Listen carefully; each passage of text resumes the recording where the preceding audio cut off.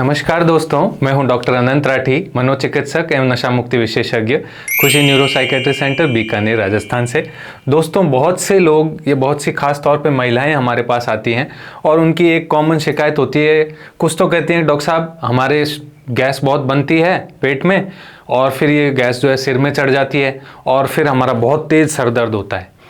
कुछ की तो समस्या यहाँ तक सीमित है और कुछ लोगों की समस्या इससे भी आगे चढ़ जाती है।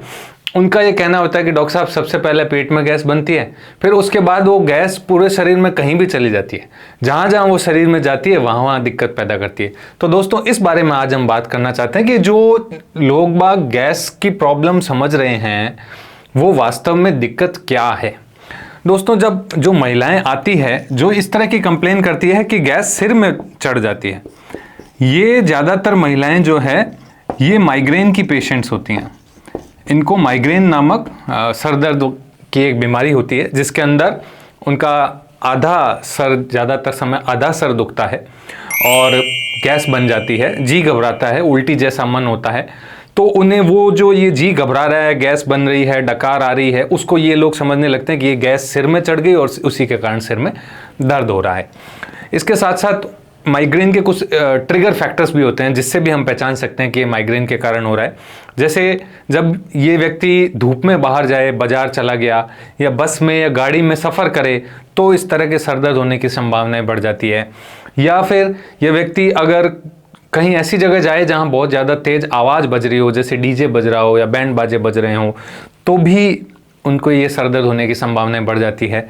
कुछ पर्टिकुलर स्मेल से, कुछ खुशबू हैं, जैसे कुछ ही लोगों को परफ्यूम की स्मेल से भी ऐसा माइग्रेन का अटैक आने लगता है। तो उसमें जो जी घबराता है तो वो लोग एट्रीब्यूट करते हैं कि ये गैस ही है जो सिर में चढ़ गई है और ये परेशान कर रही है। अब हम बात करते हैं दोस्तों दूसरे प्रकार के बारे में, जिसमें लोग कहते हैं कि गैस जो है शरीर में कहीं भी चली जाती है। उनका ये मानना होता है कि पेट में गैस बनती है और पेट से वो शरीर में कहीं ना कहीं चली जाती है। और जैसे अब वो क्या कहते हैं आगे कि जब ये गैस जो है वो सीने में चढ़ जाती है तो हमारे सीने में वो सांस लेने में दिक्कत करती है, सीने में खिंचाव या जकड़न महसूस होने लगती है, भारीपन महसूस होने लगता है। कभी ये गैस हमारे कंधों पे चढ़ी जाती है तो जब कंधे दबाते हैं तो हमें डकार आने लग जाती है। कभी ये गैस उनके पीठ में चली जाती है तो वो कहते हैं हमारे पीठ में दर्द होने लग जाता है, कोई पीठ दबाए तो डकारें आने लग जाती है।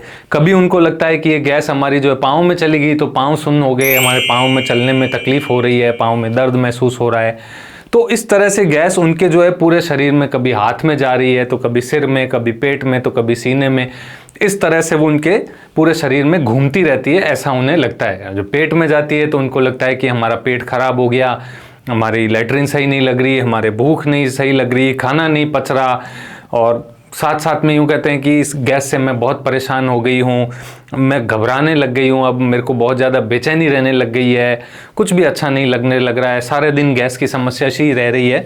तो इस तरह की ये प्रॉब्लम होती हैं। और ज़्यादातर क्या होता है कि ये प्रॉब्लम जो होती है वो इन लोगों में अचानक से शुरू होती है और अचानक से ही उनमें ये प्रॉब्लम खत्म हो जाती है। इसी पल एकदम सही थे और अगले ही पल उनको गैस की समस्या होने लग जाती है और फिर वो शरीर में कहीं ना कहीं दर्द या कहीं ना कहीं कोई और लक्षण आने लग जाता है। और जब ये लोग जैसे गैस की समस्या समझ के पेट के डॉक्टर के पास जाते हैं या सर्जन के पास चले जाते हैं, तो जो भी वो करवाते हैं, सोनोग्राफी करवा ली, चाहे उन्होंने एंडोस्कोपी करवा ली या कोलोनोस्कोपी तक करवा लेते हैं लोग बाग कि क्या दिक्कत है, गैस कहाँ अटक रही है, ये सारी रिपोर्टें उनकी नॉर्मल आती है। लीवर फंक्शन टेस्ट वगैरह सब कुछ उनका नॉर्मल आता है आश्चर्यजनक रूप से, हमेशा के लिए कहीं कोई रिपोर्ट में प्रॉब्लम नहीं आती। फिर भी कहीं ना कहीं दर्द, कहीं ना कहीं कोई ना कोई तकलीफ। यही जो प्रॉब्लम का कारण है दोस्तों, वो समझना है। इस बीमारी का कारण गैस नहीं है, इस बीमारी का कारण वास्तव में टेंशन या तनाव है। सबसे बड़ी दिक्कत क्या होती है दोस्तों कि ज़्यादातर लोग अपनी टेंशन या अपनी तनाव के बारे में जानते ही नहीं है कि वास्तव में मुझे कोई टेंशन है भी। पहली बात जानते नहीं, दूसरी बात कुछ लोग जानते हैं तो वो उसको स्वीकार नहीं करते, मानते नहीं हमारे घर में तो एकदम सब ठीक है, हमारे यहाँ तो कोई परेशानी नहीं है, कोई पैसे की कमी नहीं, घर में बहुत अच्छा प्रेम है, कोई दिक्कत नहीं है। लेकिन दोस्तों उनके अंदर सबकॉन्शियस माइंड के अंदर जो हमारा अवचेतन मन होता है उसके अंदर एंजाइटी होती है। कोई ना कोई पुरानी बात है जो कभी उसके बारे में बहुत ज़्यादा सोचा हो और फिर वो एंजाइटी पैदा करती रहती है, वो स्ट्रेस पैदा करती रहती है। और यही एंजाइटी कब इन शारीरिक लक्षणों के तौर पे प्रकट होती है? खास तौर पे तब जब व्यक्ति इन चीज़ों को मानने को तैयार नहीं होता कि ये मेरे को एंजाइटी से होने वाले लक्षण है या एंजाइटी भी मुझे हो सकती है। तो ये एंजाइटी इन फिजिकल सिम्टम्स, इन शारीरिक लक्षणों के तौर पे प्रकट होती है।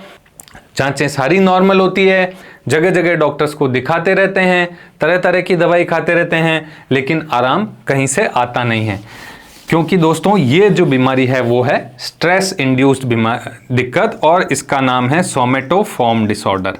जी हाँ दोस्तों, ये सोमेटोफॉर्म डिसऑर्डर जो है वो ही है जिसको ज़्यादातर महिलाएं गैस की प्रॉब्लम समझ करके पेट के डॉक्टर के पास घूमती रहती हैं, दिखाती रहती हैं, लेकिन उनको स्थायी आराम नहीं आता। हमें समझने की ज़रूरत है कि ये कहीं ना कहीं कोई टेंशन के कारण हो रही प्रॉब्लम है। हमें पहले ये चीज़ स्वीकार करनी होगी। हो सकता है हमारे दिमाग में कहीं ना कोई बात है जो टेंशन पैदा कर रही है, जिसका कि मुझे खुद को ही नहीं पता।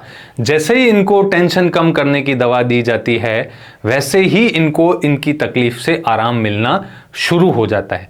तो आशा करता हूं दोस्तों आपको समझ आया होगा कि क्या वास्तव में हकीकत है गैस की बीमारी का, कि गैस हमारे शरीर में जो भी इधर उधर परेशानी करती है वो वास्तव में एक टेंशन वाला रोग है। अगर हमें इसका इलाज करवाना है तो अपने नज़दीकी मनोचिकित्सक से मिलना होगा। अगर आप मुझसे ऑनलाइन कंसल्ट करना चाहते हैं तो स्क्रीन पर दिए गए नंबरों पर आप कॉल करके ऑनलाइन परामर्श के लिए बात कर सकते हैं। जय हिंद, जय भारत।